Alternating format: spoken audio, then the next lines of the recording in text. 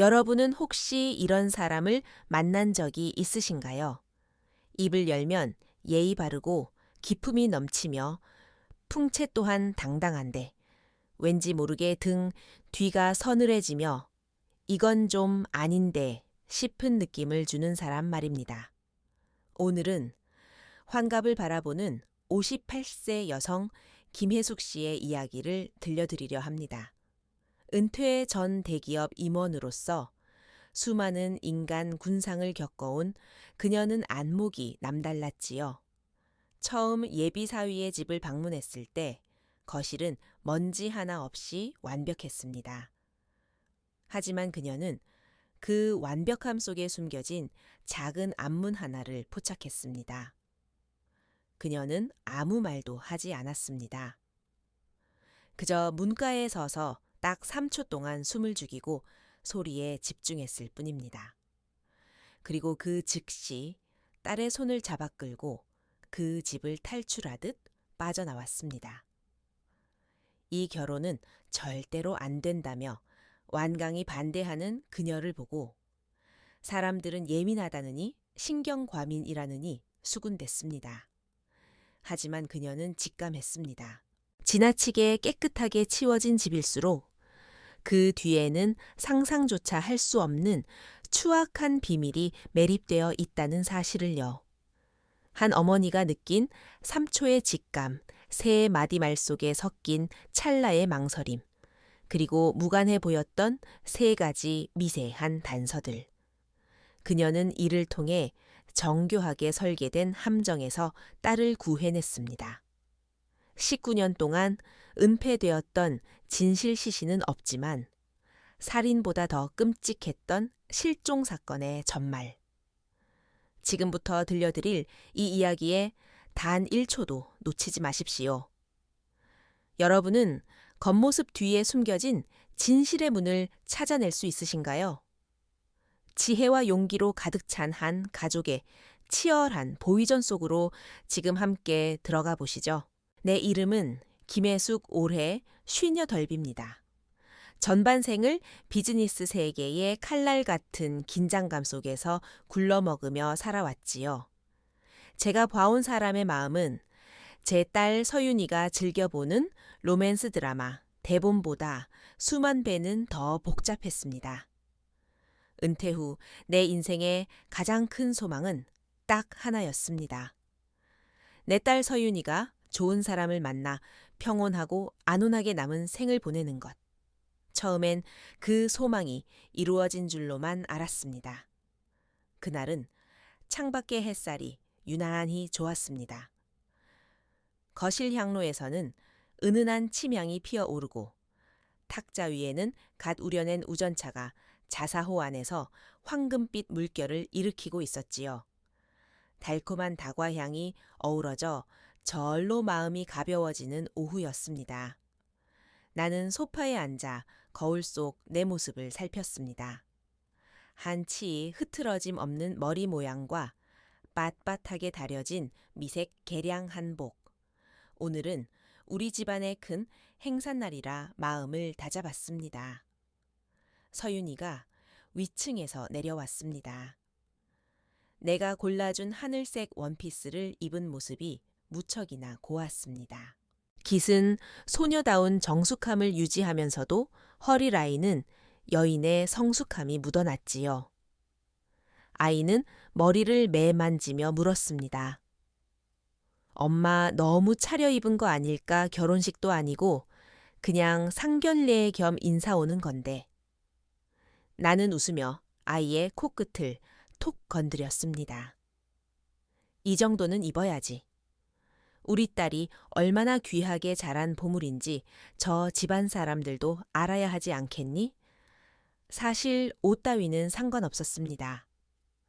내 딸은 어디에 내놔도 가장 빛나는 보석 같은 아이니까요. 예비 사위 박도환은 이미 몇 번 본 적이 있습니다. 훤칠한 키에 반듯한 외모, 온화한 말투와 선을 넘지 않는 배려심까지. 서윤이와 3년을 만나는 동안 단 한 번도 얼굴 붉힌 적이 없었다니. 요즘 젊은이들 사이에서는 기적 같은 일이었지요. 특히 마음에 들었던 건 그가 결코 예의를 벗어나지 않는다는 점이었습니다. 늦은 시간 딸을 데려다 줄 때도 문 앞까지만 배웅하고 돌아갔고, 식사 자리에서도 지나치게 친밀한 척하거나 허풍을 떨지 않았습니다. 경박함도 가식도 없는 그 묵직함이 나에게는 무엇보다 중요해 보였습니다. 이윽고 박씨 집안의 차가 도착했습니다. 문이 열리고 도환이가 먼저 들어왔습니다. 깔끔한 정장 차림에 조각된 목재 선물 상자를 들고 있었지요.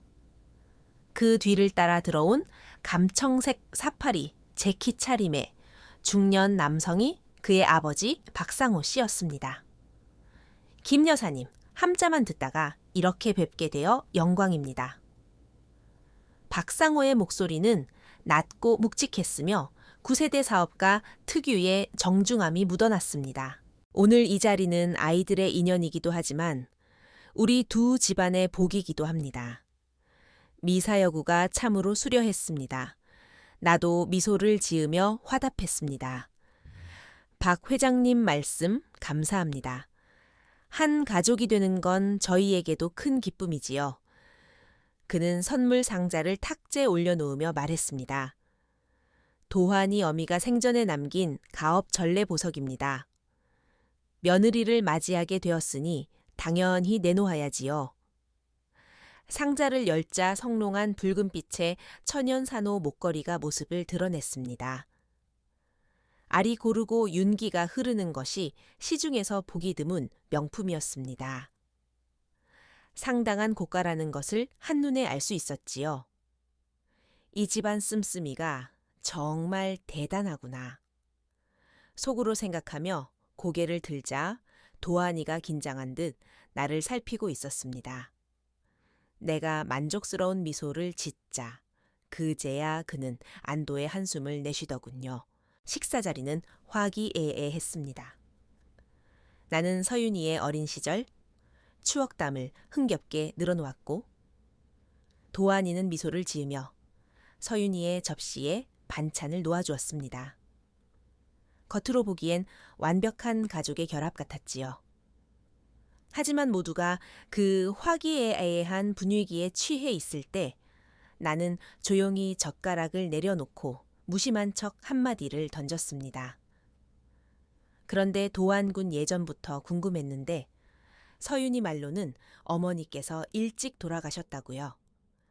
도환이가 새우를 까던 손을 멈추지는 않았지만 박상호의 기색이 찰나의 순간 변했습니다. 하지만 그는 피하지 않고 탄식 섞인 목소리로 답했습니다. 네, 그렇습니다. 집사람이 막내 도연이를 낳고 산후 우울증이 심하게 왔었지요. 결국 견디지 못하고 떠났습니다. 그의 말투는 솔직했고 애수마저 감돌아 빈틈이 없어 보였습니다. 하지만 내 눈은 놓치지 않았습니다. 그 순간 도환이의 오른손 검지가 식탁 위를 톡톡 2번 두드렸습니다. 불규칙하고 리듬 없는 움직임, 무의식적인 떨림이었습니다. 오랜 비즈니스 협상 테이블에서 거짓을 말하는 자들이 감정을 억누를 때 나타나는 전형적인 미세 반응이었지요. 더 결정적인 건 우울증이라는 단어가 나왔을 때 도환이의 눈동자가 아주 짧게 아래로 흔들리며 시선을 회피했다는 점입니다. 슬퍼서 떨구는 고개가 아니라 들킬까봐 두려워 숨는 시선이었습니다. 나는 모른 척 웃으며 도환이를 보았습니다. 그는 곧바로 고개를 들어 하얀 치아를 드러내며 환하게 웃었습니다. 눈꼬리까지 휠 정도로 완벽한 미소였지만 그 순간 내 마음은 차갑게 가라앉았습니다. 약혼은 그렇게 겉보기에 완벽한 분위기 속에서 마무리되었습니다. 결혼식은 반년 뒤로 잠정 결정되었지요. 딸 서윤이는 곧 다가올 미래에 들떠 하객 명단과 신혼여행지를 고민하기 시작했습니다. 그날 밤 나는 혼자 거실에 앉아 있었습니다. 희미한 등불 아래 탁자 위 산호 목걸이가 온화한 빛을 내뿜고 있었지요. 나는 그 알 하나를 손가락 끝으로 돌려보았습니다. 나는 직감을 믿습니다. 육감이라는 것은 미신도 여자의 감성도 아닙니다. 그것은 생존을 위해 하늘이 내려준 본능이지요. 며칠 후 나는 서윤이에게 제안했습니다. 예의상 우리도 예비시댁에 정식으로 인사를 가야 하지 않겠느냐고 사는 환경도 한번 둘러볼 겸 말입니다. 합리적인 제안이었기에 서윤이는 기뻐하며 도환이와 시간을 잡았습니다. 주말 오후 나는 일부러 고가의 영양제와 명찰을 준비해 서윤이와 함께 도환이네 집으로 향했습니다. 서울 성북동의 고급 주택가에 들어서자 창밖으로 으리으리한 저택들이 즐비했습니다. 하지만 내 마음속 의구심은 더 짙어졌습니다. 박상호의 사업이 정말 저 정도의 부를 누릴 만큼 성공적이었던가? 내가 알기로 그는 중소규모의 인테리어, 건설업체를 운영하고 있을 뿐인데 이런 호화로운 생활을 유지하기란 결코 쉽지 않을 터였습니다. 박 씨 저택은 상상 이상으로 넓고 화려했습니다. 정교한 인테리어부터 벽에 걸린 그림 한 점까지 주인의 품격과 재력을 과시하고 있었지요. 박상호는 우리를 열렬히 환영했고 도환이의 여동생 도연이는 조용하고 단아한 모습으로 차를 대접했습니다. 모든 것이 인테리어 잡지에서 튀어나온 것처럼 완벽했습니다. 하지만 나는 집을 둘러보는 척하며 지극히 기괴한 디테일 하나를 발견했습니다. 거실 TV 벽면 옆에 나뭇결 무늬와 거의 하나로 합쳐진 듯한 숨겨진 작은 문이 하나 있었습니다. 나는 아무렇지 않게 다가가 벽면의 공정을 칭찬하는 척하며 그 문을 살짝 건드렸습니다. 차가운 금속의 질감, 그리고 손잡이도 없이 아주 작은 열쇠 구멍 하나만 나 있었습니다. 나는 넌지시 물었습니다. 회장님, 이 벽 디자인이 참 특별하네요. 이 작은 문은 뭔가요? 서윤이와 웃고 있던 도환이가 즉시 다가오며 웃었습니다. 어머니, 그건 그냥 작은 창고예요. 안 쓰는 물건들을 넣어둔 곳인데 지저분해서 평소엔 잠가두거든요. 그가 말을 마치는 찰나 문 너머에서 아주 미세하게 둔중한 소리가 들렸습니다. 무언가 바닥으로 쓰러지는 듯한 툭 하는 소리. 아주 짧았고 도환이의 목소리에 묻힐 뻔했지만 내 귀는 선명하게 그 소리를 포착했습니다. 도환이의 웃음이 단 0.1초 동안 멎었습니다. 하지만 다음 순간 그는 아무렇지도 않게 어깨를 으쓱했습니다. 아, 이삿짐 옮길 때 던져둔 낡은 스피커가 쓰러졌나 봐요. 너무 어질러져 있어서 나중에 정리해야겠어요. 그는 설명을 덧붙이며 주방으로 향했습니다. 과일 좀 깎아올게요. 잠시만 기다리세요. 도환이가 자리를 비우자 서윤이가 문 앞으로 다가가 손잡이를 잡으려 했습니다. 나는 몇 발자국 떨어진 곳에서 아이를 말리지 않았습니다. 서윤이가 손잡이를 돌렸지만 문은 미동도 하지 않았습니다. 그런데 문틈 사이로 미세한 냄새가 흘러나왔습니다. 곰팡이 냄새도 습한 기운도 아니었습니다. 코를 찌르는 진한 소독약 냄새, 그리고 그 밑바닥에 깔린 비릿하고 역한 냄새. 오랫동안 환기하지 않은 병실 같기도 하고 피 냄새 같기도 했습니다. 내 심장이 거세게 뛰기 시작했습니다. 나는 즉시 다가가 서윤이의 손을 잡고 태연한 목소리로 말했습니다. 서윤아, 함부로 건드리지 마라. 남의 집에서 예의가 아니잖니. 하지만 내 마음속에서는 최고 단계의 경보음이 울리고 있었습니다. 저 문 뒤에 갇혀 있는 것은 절대로 낡은 가전제품 따위가 아니었습니다. 그때 도안이가 과일 접시를 들고 주방에서 나왔습니다. 우리 모녀가 문 앞에 서 있는 것을 본 그의 눈빛이 순식간에 날카로워졌습니다. 어머니 서윤아, 왜 거기 계세요? 아무것도 아니란다. 나는 웃으며 답했습니다. 서윤이한테 이 집 벽면 나무 무늬가 참 예쁘다고 말하고 있었어. 도환이는 그제야 안도하는 듯 보였습니다. 그는 우리의 의심을 불식시키려는 듯 능청스럽게 말했습니다. 어머니, 이 창고가 궁금하세요. 사실 별건 아닌데 아버지가 취미로 안에 작은 수조를 만들고 비단인 거를 키우셨거든요. 날이 더워서 몇 마리가 죽었는데 제때 처리를 못해서 냄새가 좀 날 거예요. 그러면서 그는 열쇠를 꺼내 문을 열었습니다. 하지만 아주 좁은 틈만 내보였습니다. 보세요, 저기 수조예요. 문틈 사이로 바닥에 고인 물기가 반사되는 것을 보았습니다. 하지만 도안이는 아주 교묘한 각도로 문을 열어 바닥의 일부분만 보여주었을 뿐 나머지는 모두 어둠 속에 숨겨져 있었습니다. 그리고 단 몇 초 만에 다시 문을 잠갔습니다. 아버지한테 빨리 치우라고 말씀드렸는데 어머니께 냄새까지 맡게 해드려 죄송하네요. 박상호도 옆에서 거들었습니다. 아이고, 나이가 드니 건망증이 심해서 말이야. 내일 당장 사람 불러서 치우겠네. 부자의 연기는 완벽했습니다. 하지만 나는 사업 현장에서 파산 직전의 보고서를 들고도 장밋빛 미래를 그리며 눈물을 흘리던 사기꾼들을 숱하게 봐왔습니다.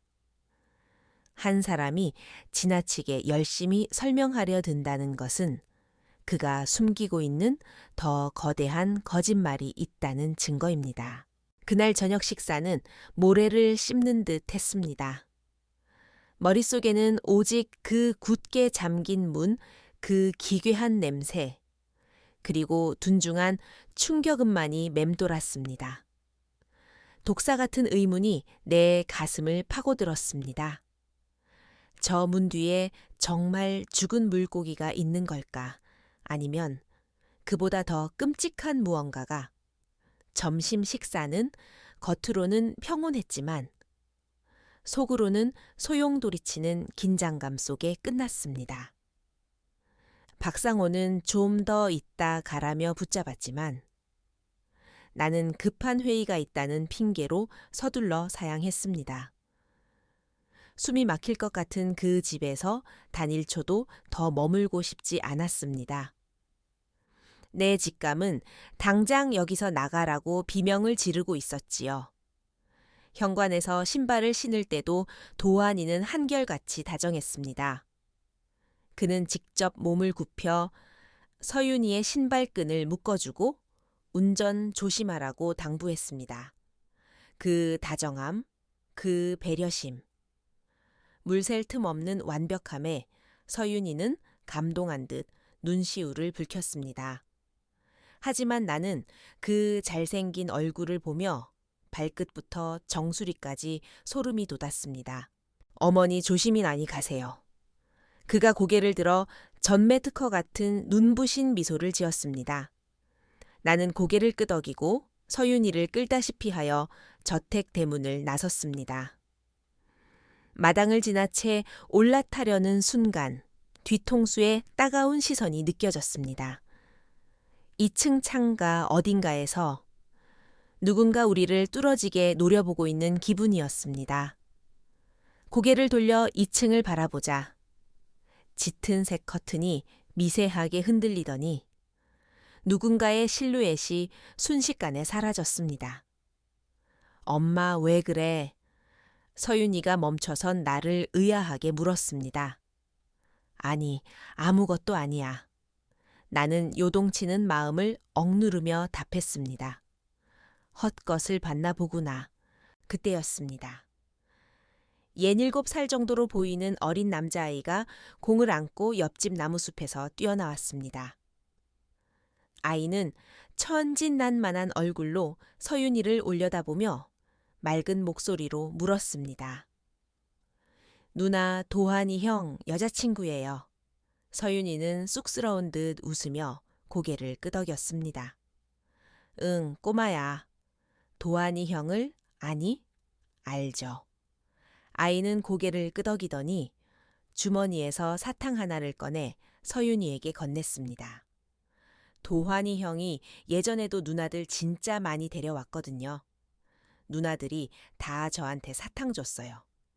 아이는 무심코 던진 말이었지만 듣는 우리에겐 날카로운 칼날 같았습니다. 서윤이의 안색이 변했고 나는 조용히 그 사탕을 받아들었습니다. 오래된 소금 매실맛 사탕. 사탕 껍질은 색이 바랬고 포장지는 90년대에나 유행했을 법한 전남 광양의 특산품 마크가 찍힌 촌스러운 보라색이었습니다. 요즘도 이런 사탕을 먹는 사람이 있나? 서윤이가 작게 중얼거렸습니다. 내 가슴이 철렁 내려앉았습니다. 나는 그 사탕을 압니다. 19년 전 실종된 내 여동생 혜린이가 가장 좋아하던 브랜드였습니다. 젊은 시절 혜린이는 항상 이 사탕을 머리맡에 두고 살았습니다. 스트레스가 심할 때 하나 물고 있으면 입안에 쓴맛이 가신다면서요. 그녀가 실종되던 날 가방 안에도 이 사탕이 여러 알 들어 있었습니다. 형이 그랬는데요. 아이가 비밀이라도 공유하듯 덧붙였습니다. 제일 말 잘 듣는 누나만 형이랑 같이 살 수 있대요. 안녕히 가세요. 아이는 대답도 듣지 않고 공을 튀기며 멀리 뛰어갔습니다. 서윤이와 나는 그 자리에 얼어붙었습니다. 엄마, 저 애가 그냥 지어낸 말이겠지? 서윤이의 목소리는 떨리고 있었습니다. 나는 대답하지 않았습니다. 그저 그 사탕을 손 안에서 으스러지게 꽉 쥐었을 뿐입니다. 차에 올라타 에어컨을 켰습니다. 차 안은 적막했습니다. 엄마, 저 집 사람들 정말 친절하고 좋잖아. 마치 드라마에 나오는 재벌가 같고. 그 창고는 좀 이상하긴 했지만 왜 아무 말이 없어. 나는 서윤이를 보며 억지로 미소를 지었습니다. 그냥 내 남자친구가 너무 완벽해서 말이다. 28 청년치고는 너무 빈틈이 없어서. 칭찬이야 아니면 의심이야. 칭찬이지. 나는 웃었지만 손바닥은 식은땀으로 흥건했습니다. 차가 출발하자 서윤이의 핸드폰이 울렸습니다. 메시지를 확인한 아이의 얼굴이 발그레해졌습니다. 뭐래, 내가 묻자 서윤이가 읽어주었습니다. 방금 갔는데 벌써 보고 싶네. 아까 2층에서 너 가는 뒷모습 보고 있었어. 오늘 밤은 아주 달콤한 꿈 꿔. 나는 온화하게 말했습니다. 정말 다정하구나. 하지만 내 손톱은 손바닥에 깊은 자국을 내고 있었습니다. 역시 그 커튼 뒤에 있었던 건 그였습니다. 로맨틱한 말 같았지만 내 귀에는 감시와 통제의 냄새가 났습니다. 집으로 돌아오는 길은 무거웠습니다. 서윤이는 말이 없었고 시내를 지날 때 정류장에 붙은 포스터 하나가 눈에 들어왔습니다. 실종자를 찾는 전단지.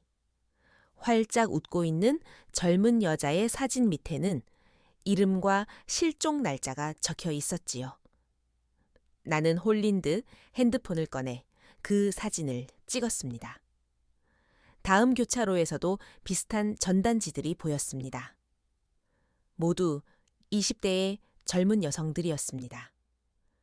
무섭고 황당한 연상이 뇌리를 스쳤습니다. 박씨, 저택에 잠긴 문 기괴한 냄새, 둔중한 소리. 아이가 말한 수많은 누나들.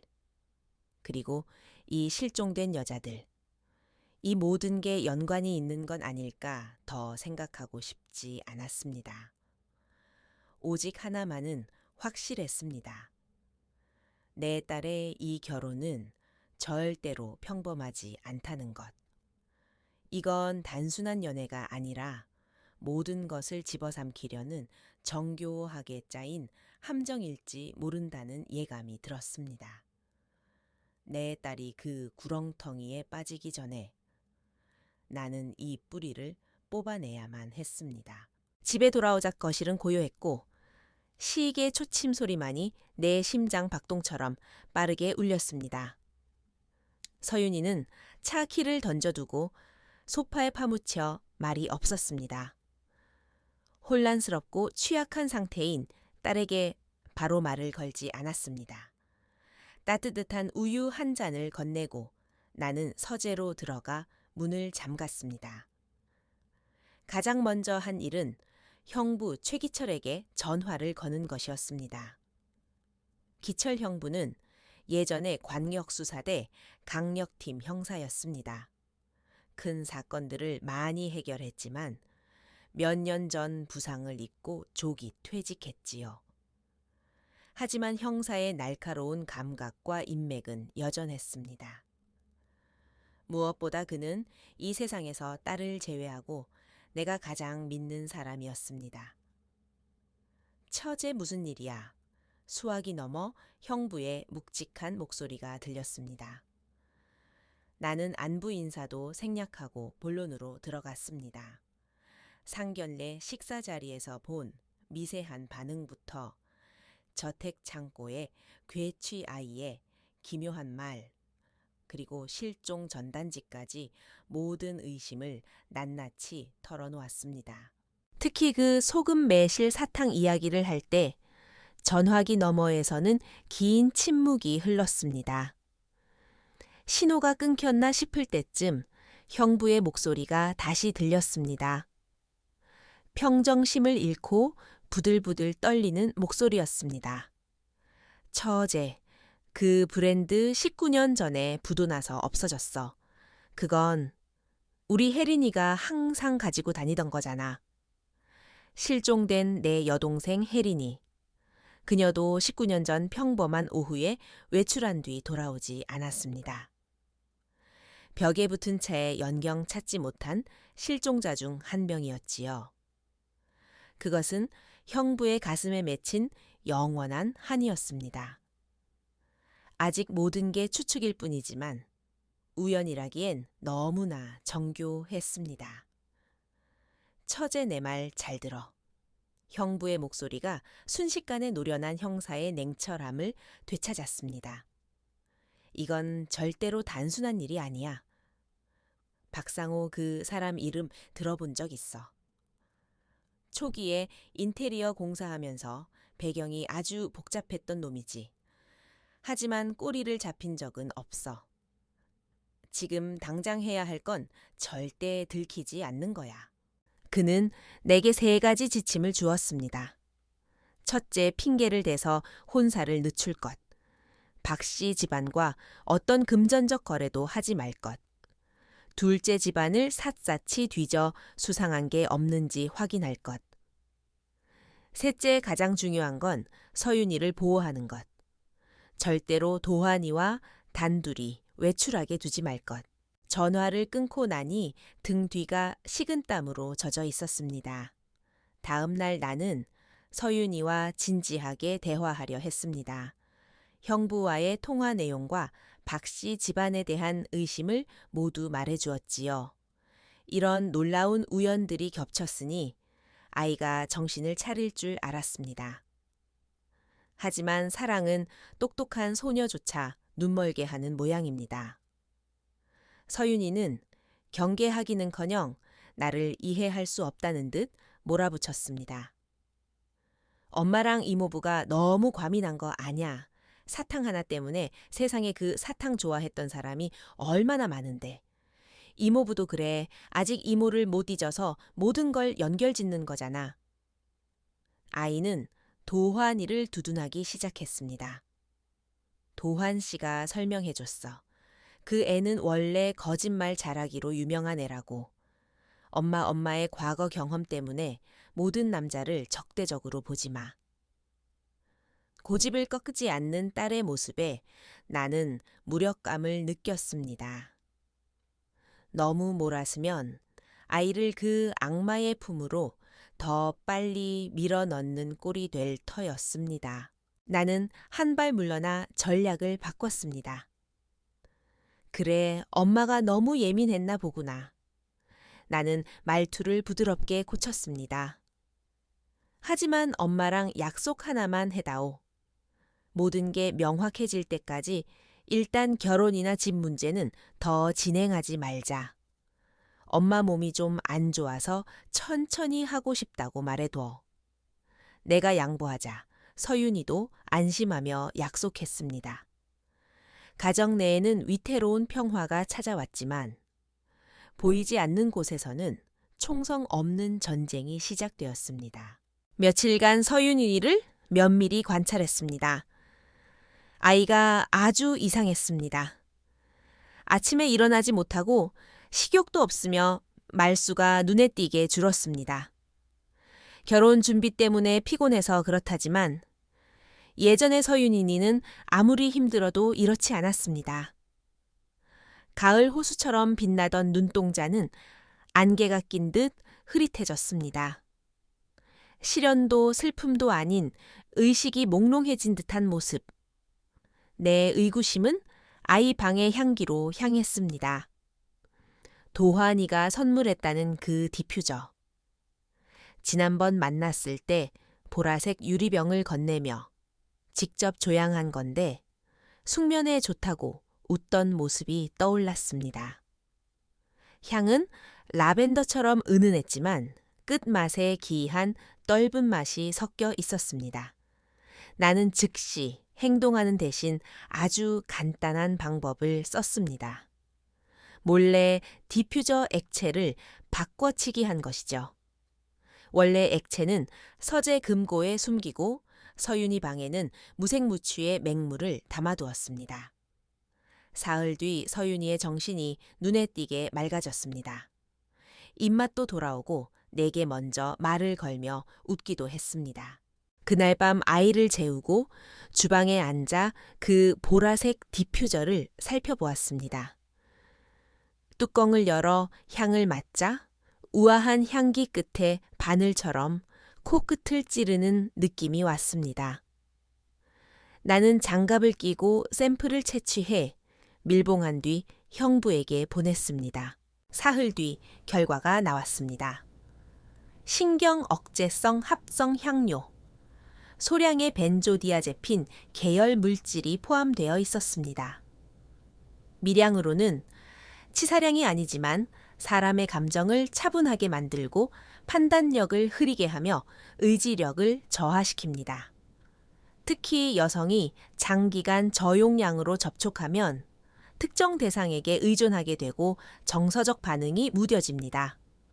쉽게 말해 도안이는 이 향기로 내 딸의 감정과 판단력을 세뇌하고 조종해온 것입니다. 보고서를 읽는 내내 심장 소리가 귀에 들릴 듯 크게 울렸습니다. 이건 그냥 성격이 나쁜 놈의 소행이 아니었습니다. 치밀하게 계획된 정서적 살인이자 정신적 지배였습니다. 나는 그 디퓨저를 들고 몸서리를 쳤습니다. 엄마, 그 디퓨저 들고 뭐 해? 갑작스러운 딸의 목소리에 놀라 디퓨저를 떨어뜨렸습니다. 챙그랑 유리병이 박살나며 액체가 쏟아졌습니다. 엄마 조심해, 유리 조각 박히겠어. 서윤이가 달려와 파편을 치우려 했습니다. 나는 쏟아진 액체 속에서 유리병 바닥 파편 하나를 뚫어지게 보았습니다. 두꺼운 바닥면 중간에 플라스틱으로 정교하게 마감된 검은색 물체가 박혀 있었습니다. 나는 파편을 집어들어 방수 테이프를 벗겨냈습니다. 그 안에서 미세하게 붉은빛을 내뿜는 정밀전자 부품이 드러났습니다. 초소형 몰래카메라였습니다. 서윤이의 얼굴이 순식간에 창백해졌습니다. 이게 뭐야? 나는 말없이 감정 결과 보고서를 아이에게 밀어주었습니다. 서윤아, 이걸 보렴. 넌 사랑 때문에 온순해진 게 아니라 화학 약품 때문에 판단력을 잃었던 거야. 서윤이의 눈이 커지고 목젖이 떨렸지만 아무 말도 하지 못했습니다. 나는 아이의 손을 꽉 잡았습니다. 얘야, 네 잘못이 아니다. 누구라도 이 상황에선 당할 수밖에 없었어. 도대체 왜 그런 거야? 서윤이의 목소리가 갈라졌습니다. 그는 박씨 집안의 후계자니까. 계산과 조종 통제 속에서 자라온 사람이거든. 그는 사랑이 필요한 게 아니라 순종적인 인형이 필요한 거야. 서윤이의 눈에서 눈물이 터져 나왔습니다.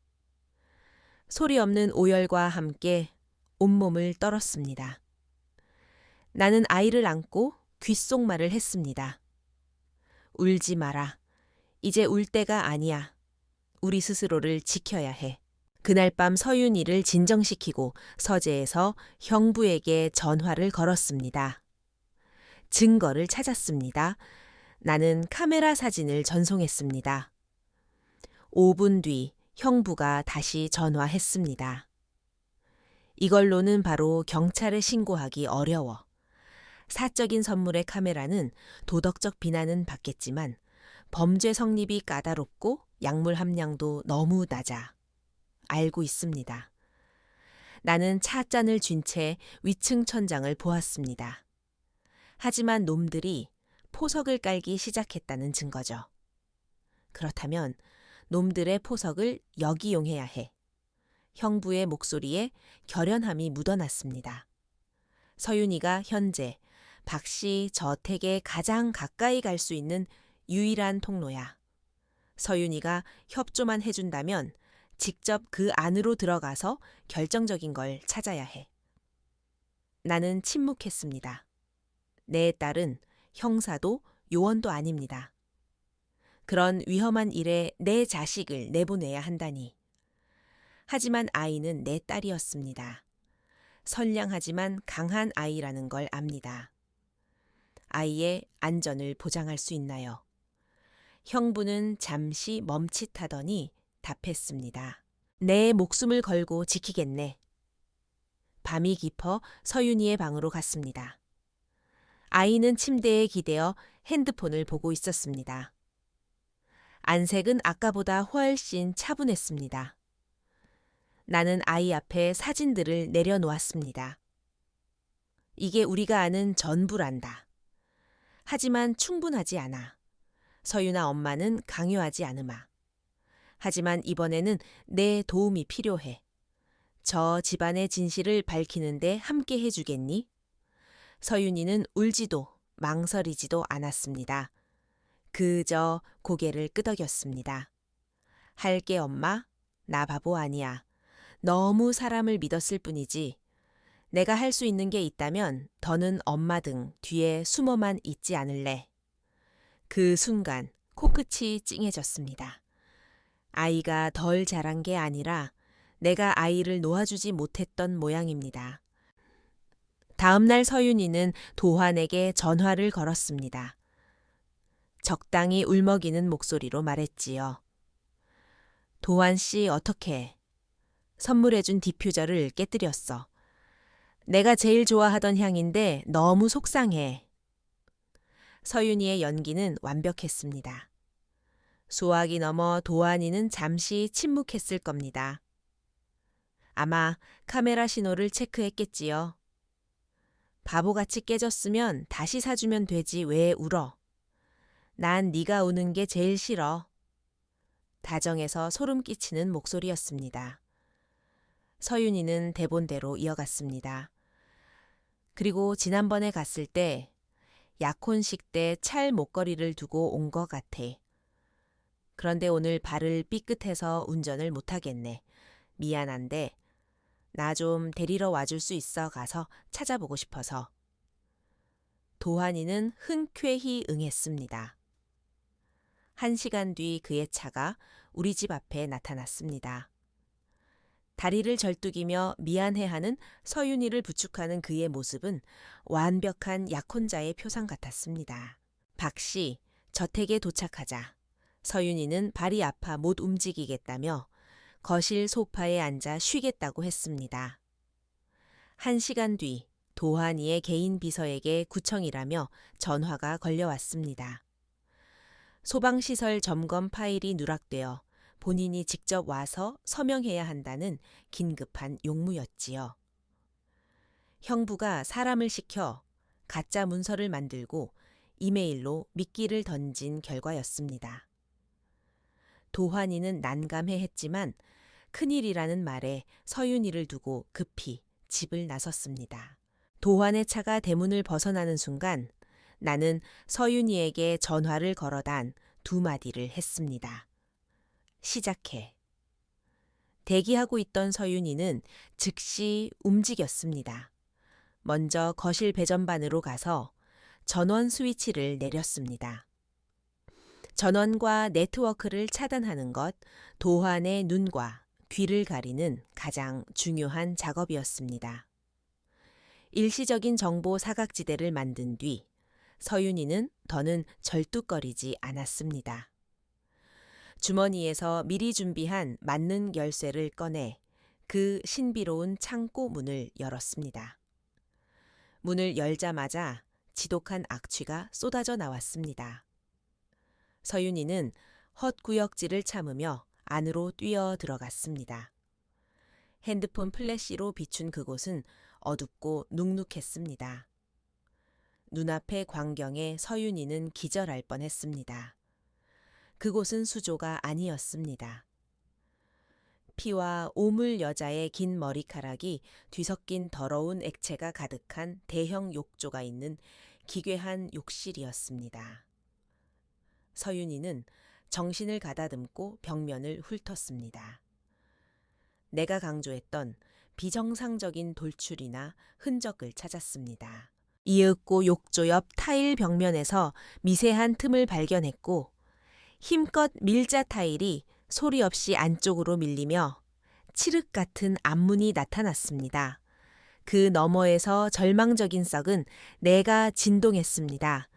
서윤이는 크게 숨을 들이마시고 동영상 녹화 버튼을 눌렀습니다. 그리고 어둠 속으로 한 발짝 내디뎠습니다. 전화기 너머로 아이의 거친 호흡을 들으며 내 심장도 다 들어가는 것 같았습니다.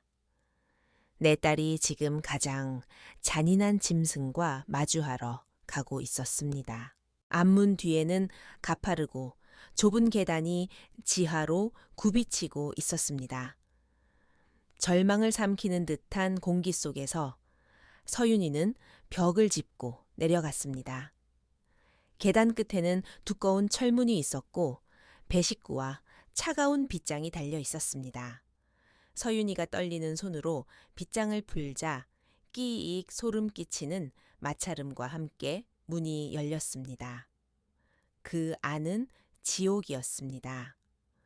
5평 남짓한 좁은 감방 구석에는 오물이 넘치는 병이가 있고 중앙에는 한 여인이 웅크리고 있었습니다.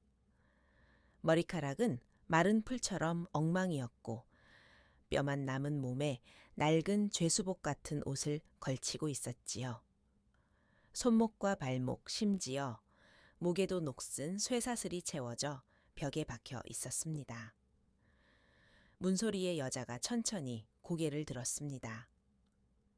그 얼굴을 확인한 서윤이는 비명을 삼켰습니다.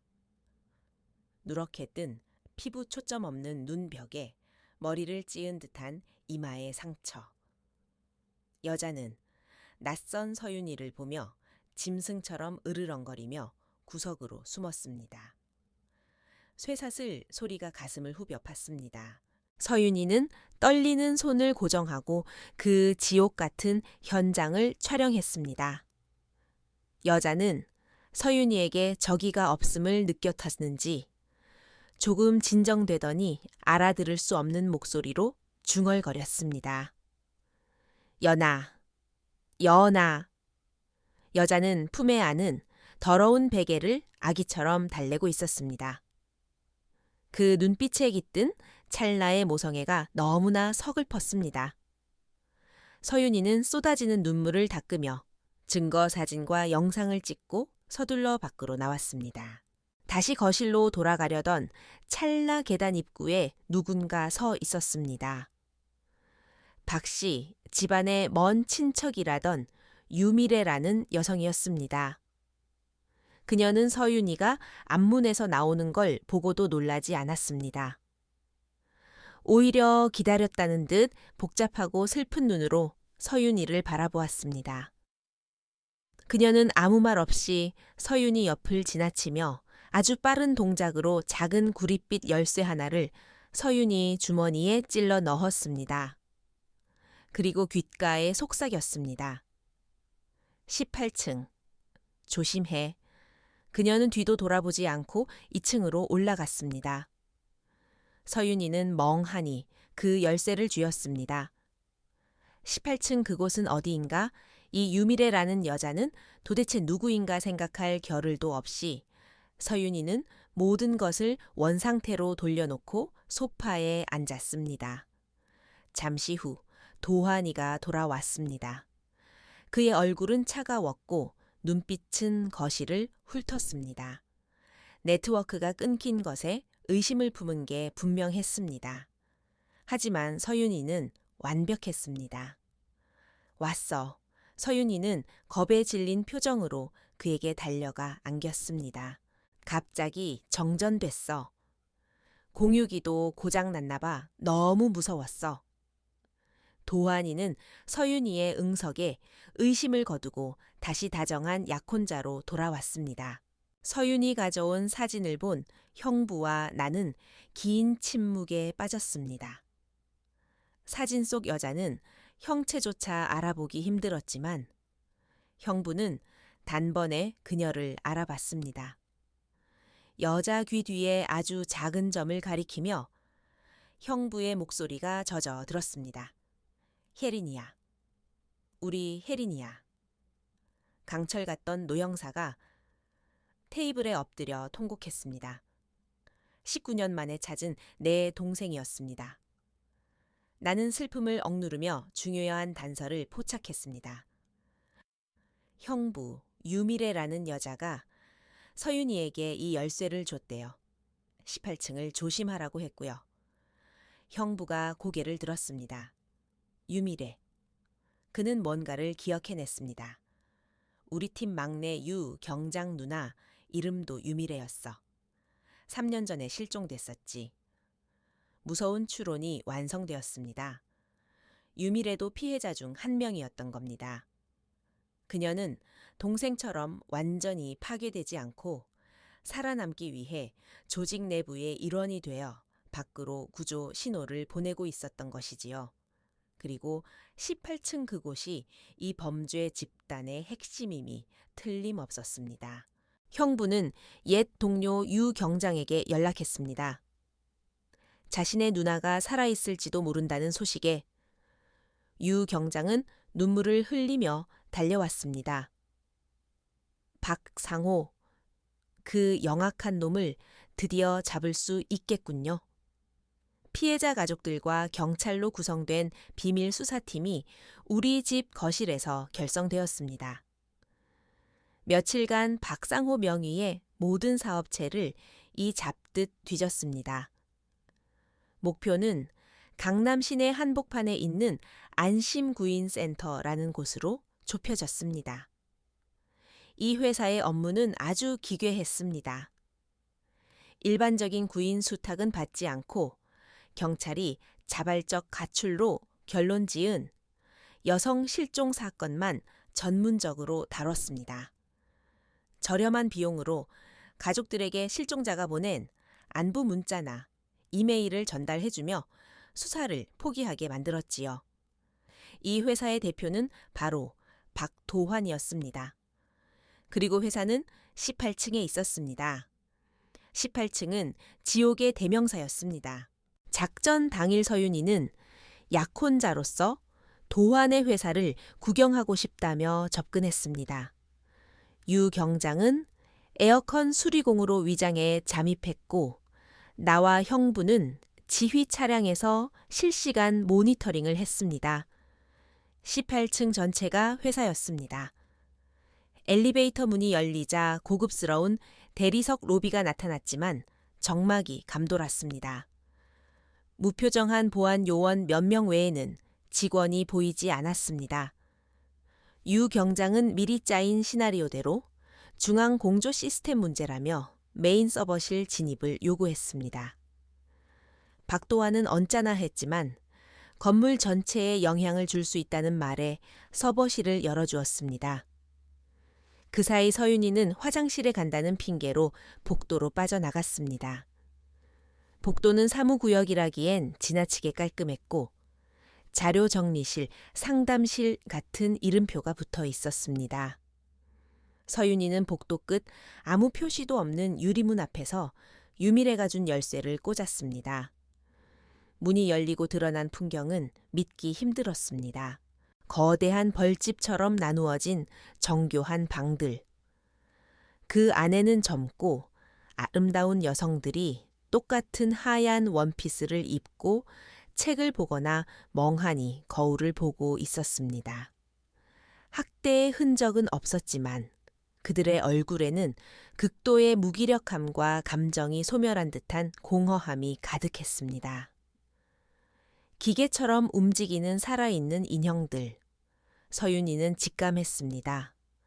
이곳은 육체의 지옥이 아니라 정신의 감옥이었습니다.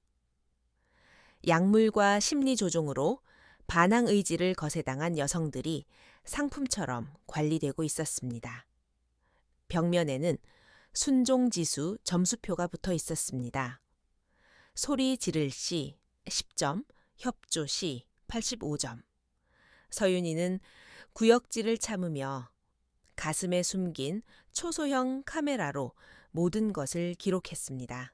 그 시각 유 경장은 서버실에서 모든 거래 기록과 고객 명단을 탈취하는 장치를 설치하는데 성공했습니다.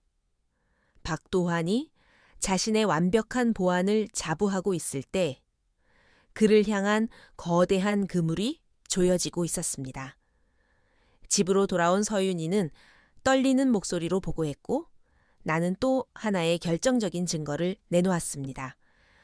지하 감옥의 여자가 연하라고 불렀던 것에서 차관해 박씨 집안의 막내딸 박도연이 내 동생 혜린이의 아이일지 모른다는 의심이었습니다. 서윤이가 몰래 챙겨온 도연이의 물병과 19년 전 혜린이 실종 당시 부모님이 남겨둔 DNA 샘플을 대조한 결과 99.9%의 친자 관계가 성립되었습니다. 진실은 명확했습니다.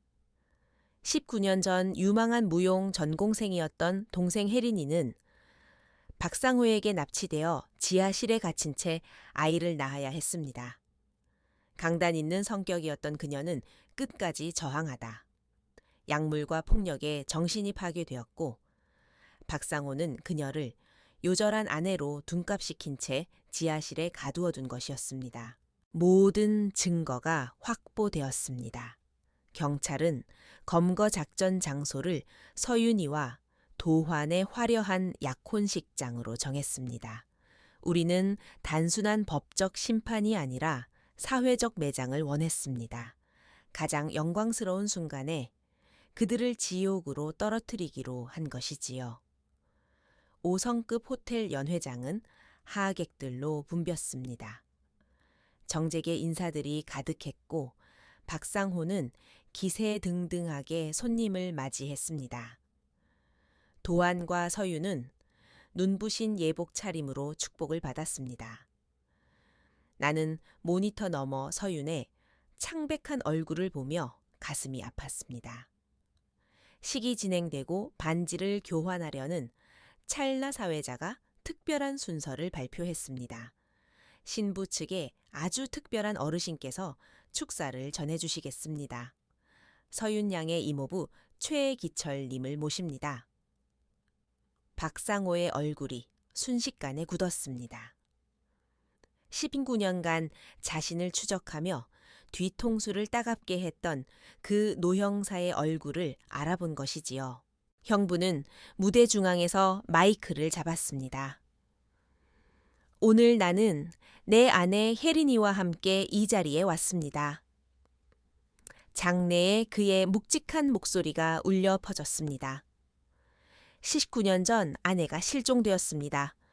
죽은 줄로만 알았습니다. 하지만 며칠 전 알게 되었습니다. 그녀가 지옥보다 더한 곳에 살아 있었다는 것을요. 형부의 시선이 박상호를 꿰뚫었습니다. 그리고 거대한 스크린의 영상이 재생되었습니다. 지하실 쇠사슬에 묶인 미친 여자의 모습, 안심구인센터 18층의 인형 같은 여자들, 그리고 DNA 감정 결과지. 장내는 비명과 웅성거림으로 아수라장이 되었습니다. 이건 조작이야 모함이라고 박상호가 비명을 지르며 달려들었지만 형부는 단숨에 그를 매치기로 바닥에 꽂아버렸습니다. 도환이 도망치려 했지만 호텔 직원으로 위장해 있던 경찰들이 그들을 덮쳤습니다. 화려했던 약혼식장은 순식간에 검거 현장으로 변했습니다. 사건의 여파는 엄청났습니다. 인간 위에 18층이라는 심층 보도로 박 씨 부자의 20년 죄악이 낱낱이 밝혀졌습니다. 인테리어 사업을 방패 삼아 여성들을 납치하고 세뇌해온 그들은 결국 법의 최고형을 선고받았습니다.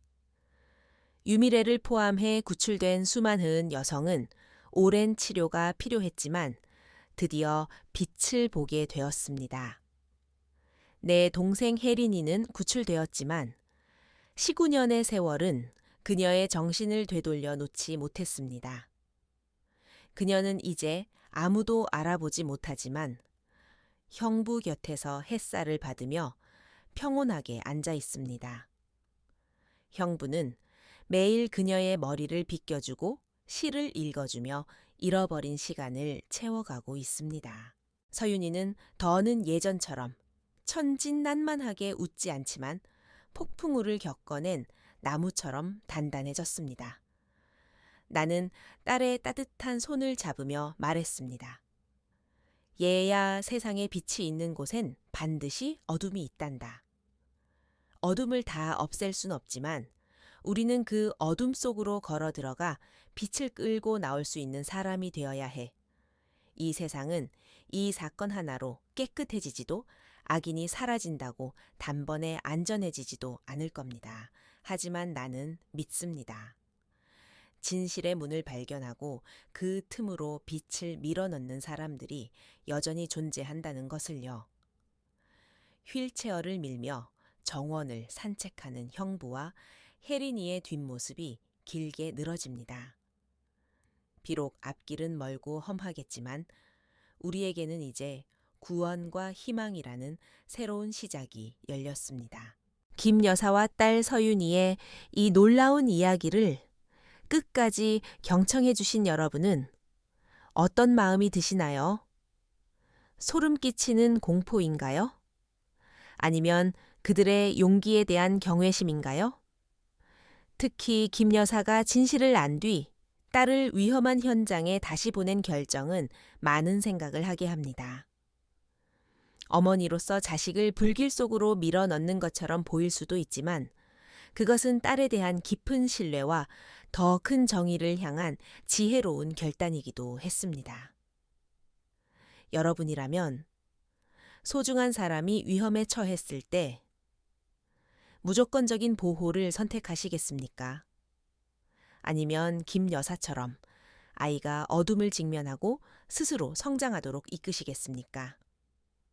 정답은 없지만 우리 삶의 수많은 기로에서 우리는 늘 이런 선택을 강요받곤 합니다.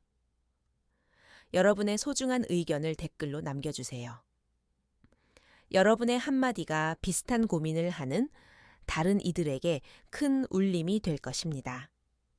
오늘 이야기가 유익하셨다면 구독과 좋아요 부탁드리며 이 지혜와 용기의 기록을 소중한 분들께 공유해 주세요.